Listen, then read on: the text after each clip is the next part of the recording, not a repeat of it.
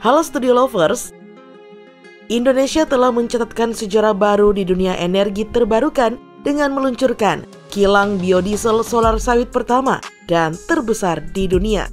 Langkah revolusioner ini menjadi bukti nyata dari ambisi Indonesia dalam mengurangi ketergantungan terhadap bahan bakar fosil dan mempercepat transisi menuju energi terbarukan. Proyek ini merupakan inisiatif Kementerian Energi dan Sumber Daya Mineral atau ESDM melalui Direktorat Jenderal Energi Baru Terbarukan dan Konservasi Energi yang secara resmi mengimplementasikan program Biodiesel 35 atau B35 pada 2023 lalu. Tidak hanya menjadi pemimpin dalam pengembangan energi hijau, Indonesia kini menjadi pusat perhatian dunia, termasuk di kawasan Asia Tenggara.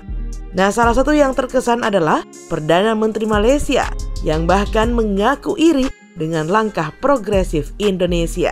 Nah, bagaimanakah proses ini terjadi? Lantas apa saja nih manfaat dari biodiesel solar sawit? Dan apa juga nih dampak global dari langkah Indonesia ini?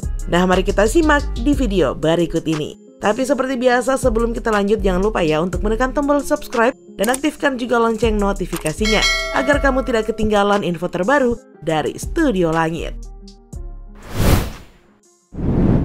Biodiesel solar sawit, alternatif energi terbarukan. Studio Lovers, biodiesel, khususnya biodiesel solar sawit, merupakan bahan bakar yang diproduksi dari minyak nabati seperti minyak kelapa sawit, lemak hewani, serta minyak jelantah. Biodiesel berperan sebagai pengganti solar konvensional yang berasal dari minyak bumi, yang merupakan sumber daya tak terbarukan. Nah, dalam jangka panjang, biodiesel menawarkan solusi berkelanjutan untuk memenuhi kebutuhan energi sekaligus melestarikan lingkungan. Biodiesel termasuk dalam kategori bahan bakar yang dapat diperbarui karena berasal dari bahan-bahan alami yang dapat terus diproduksi. Nah, selain itu Studio Lovers, manfaat utama dari penggunaan biodiesel adalah pengurangan emisi gas rumah kaca dan dampak lingkungan yang lebih rendah dibandingkan dengan penggunaan bahan bakar fosil. Mengingat biodiesel berasal dari tanaman seperti kelapa sawit. Nah, setiap hektar lahan sawit yang ditanami juga mampu menyerap karbon dioksida dari atmosfer, sehingga membantu mitigasi perubahan iklim loh Studio Lovers. Nah, program B35 ini juga upaya nasional untuk menggabungkan biodiesel ke dalam sistem energi Indonesia, di mana nih 35% dari bahan bakar solar kini terdiri dari campuran biodiesel sawit. Sementara itu 65% lainnya masih berasal dari solar fosil. Kombinasi ini dinilai efektif dalam mengurangi ketergantungan pada impor bahan bakar fosil dan menciptakan energi yang lebih ramah lingkungan.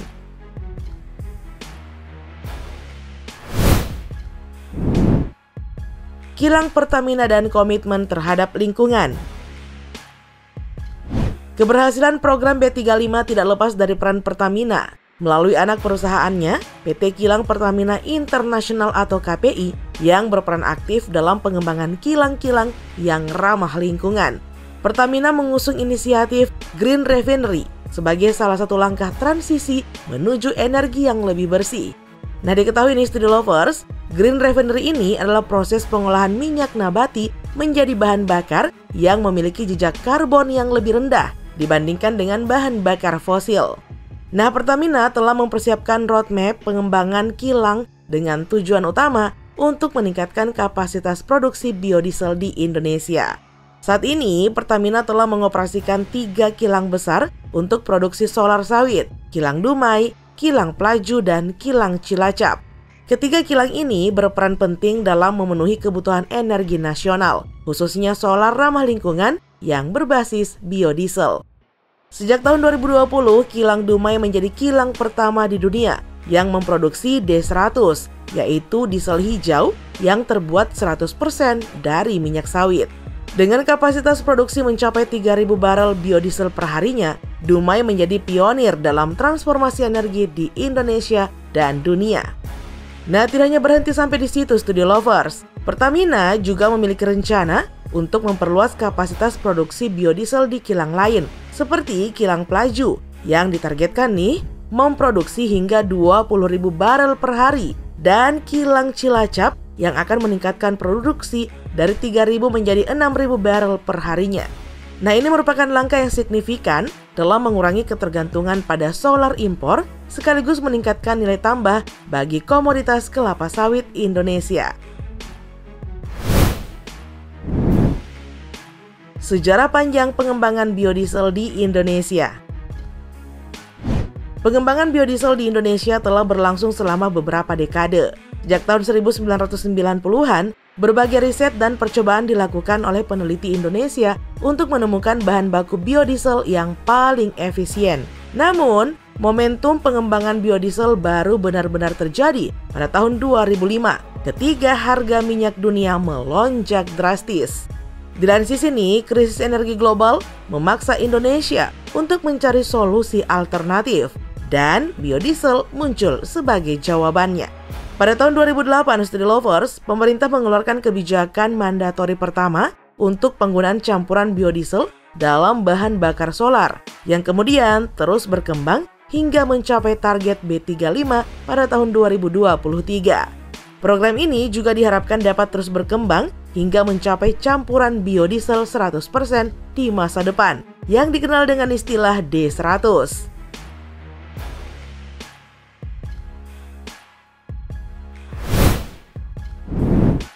Manfaat ekonomi dan lingkungan dari biodiesel. Penerapan program B35 tidak hanya membawa manfaat lingkungan, tetapi juga dampak ekonomi yang signifikan, Studi Lovers. Nah, menurut Kementerian SDM, implementasi B35 diproyeksikan dapat menghemat devisa negara hingga 11,25 triliun rupiah setiap tahunnya. Ini terjadi karena berkurangnya ketergantungan pada impor solar yang sebelumnya mencapai 60% dari kebutuhan nasional. Dengan memproduksi solar sawit di dalam negeri, Indonesia dapat mengurangi kebutuhan impor hingga 25%. Selain manfaat ekonomi nih, Studi Lovers, program ini juga berkontribusi dalam penurunan emisi gas rumah kaca secara signifikan. Nah, diperkirakan nih, penggunaan biodiesel dapat mengurangi emisi hingga 34,9 juta ton karbon dioksida per tahun, yang merupakan langkah besar menuju target net zero emissions pada tahun 2060.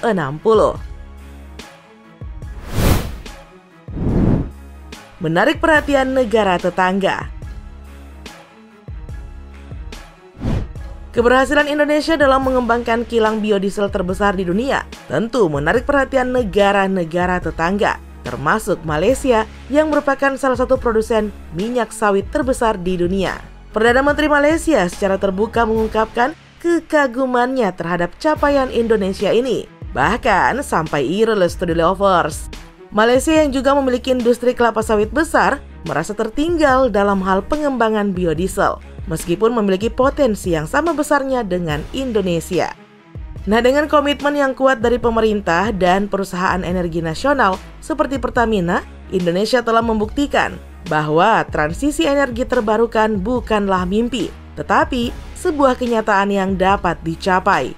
Studi Lovers, seperti diketahui, kilang biodiesel ini tidak hanya memberikan manfaat ekonomi, tetapi juga menunjukkan kepada dunia bahwa Indonesia mampu menjadi pelopor dalam upaya global untuk mengatasi krisis energi dan perubahan iklim.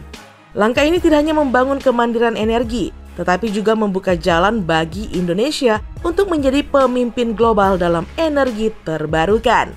Melalui inisiatif ini, Indonesia diharapkan dapat terus memberikan kontribusi positif dalam mencapai tujuan pembangunan berkelanjutan dan menciptakan dunia yang lebih baik bagi generasi mendatang. Mengesankan kan, Studi Lovers? Indonesia selalu saja bikin gebrakan yang membanggakan. Nah, Studi Lovers, sekian dulu ya informasi kita kali ini. Jangan lupa untuk selalu mendukung kami dengan cara menekan tombol subscribe, like, komen, dan share video ini. Sampai jumpa lagi di video berikutnya.